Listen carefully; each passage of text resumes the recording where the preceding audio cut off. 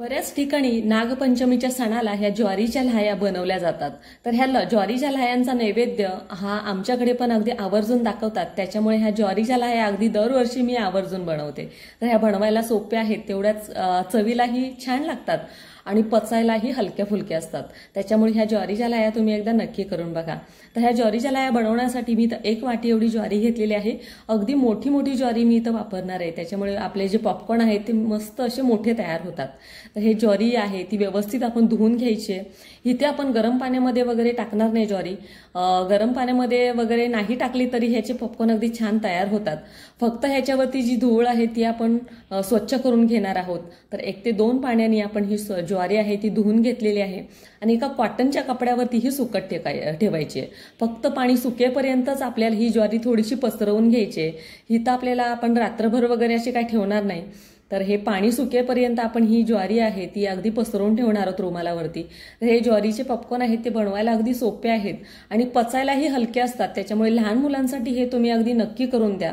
आणि मक्याचे पॉपकॉर्न खाण्यापेक्षा हे ज्वारीचे पॉपकॉर्न तुम्ही अगदी लहान मुलांना नक्की करून खायला दिले तर ते पचायलाही हलके असतात। तर हे बघा ज्वारी आपली अगदी 5 मिनिटातच ह्याच्यावरचं जे पाणी आहे ते सुकलेलं आहे आणि ह्याचे पॉपकॉर्न अगदी लगेच आपण तयार करणार आहोत।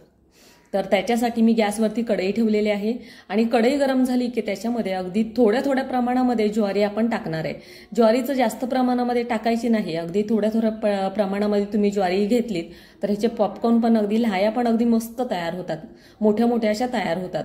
तर कढईमध्ये ज्वारी टाकलेली आहे आणि रुमालाच्या साह्याने हे एकसारखं ढवळत राहायचं, चमच्याने हलवायचं नाही। जे शक्यतो तुम्ही मोठं कापड घ्या, नॅपकिन घ्या किंवा ह्या रुमालाच्या साह्यानं असं हलवून घ्या।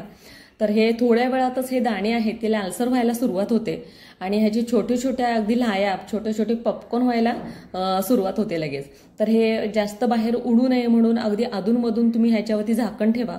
पूर्णपणे झाकण ठेवायचं नाही, नाहीतर मग ह्याची वाफ तयार होते आतून। तर तुम्ही बघू शकता मस्त अशा लाह्या आपल्या छान तयार होत आहेत आणि ह्या लाह्या अधूनमधून हलवायच्या, नाहीतर दाणे आहेत ते खाली करपले जातात, कारण दाणे छोटे छोटे असतात त्याच्यामुळे पटकन करपतात। तर आपण इथं अगदी तेलाचा अजिबात वापर केला नाही आणि बिना तेलाच्याच ह्या लाह्या आहेत त्या आपण बनवलेल्या आहेत। तर ह्या पॉपकॉर्न आहेत ते तुम्ही एकदा नक्की करून बघा, मस्त तयार होतात, चवीलाही खूप छान लागतात। तर ह्या नागपंचमीच्या दिवशी ह्या पुरणपोळीबरोबर ह्याचा नैवेद्य अगदी आवर्जून दाखवतात। तर तुम्हाला ह्या पॉपकॉर्नची रेसिपी कशी वाटली मला कमेंट करून नक्की सांगा आणि रेसिपी आवडली असेल तर तुम्ही पण करून बघा आणि चॅनलला सबस्क्राईब करायला मात्र विसरू नका। धन्यवाद।